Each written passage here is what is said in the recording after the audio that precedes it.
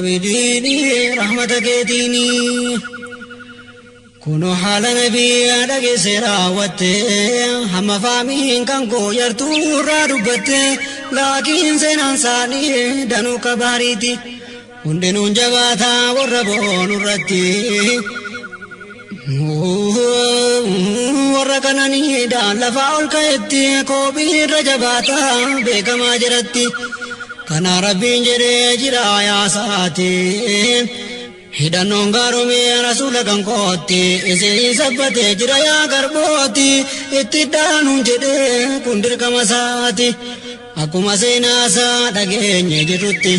hordofuun dandeenya hadraaya namooti meelaala hubaddaa ija haqiiqaatiin akka seenaasaanii dhageenye darbine olnuu qabidiini rahmata keetiini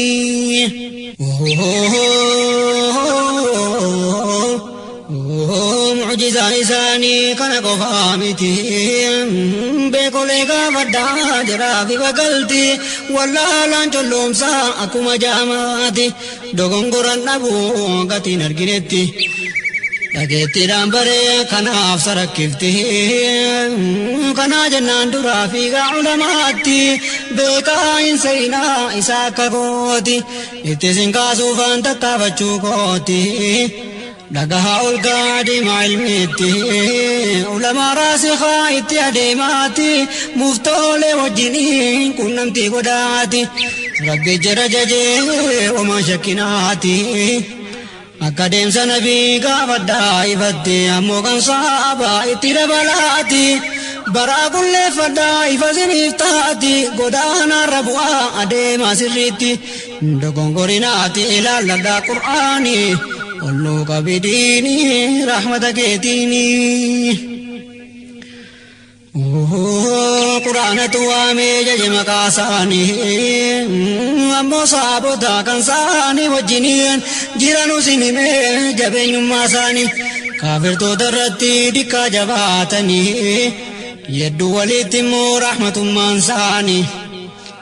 akkanan jedhamu wal mararfatanii rakkina waliiti mimmaan buusanii hin argita jira rukuu godhanii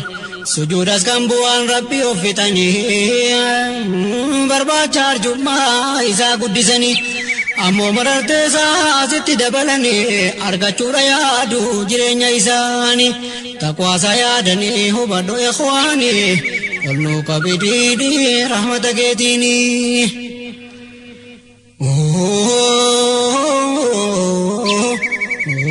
fuula isaanii irraa mallattoo salaataa faana irraa baasee fuulleetti mul'ata kun fakkii jiraati tawraattu dubbata injiiliin keessatti sifaadha mul'ata akka midhaan facaafnaan biqilee furdata sootalloos baafate akkaan dhedheerata gammadee gabaree dikkaa dinqifata.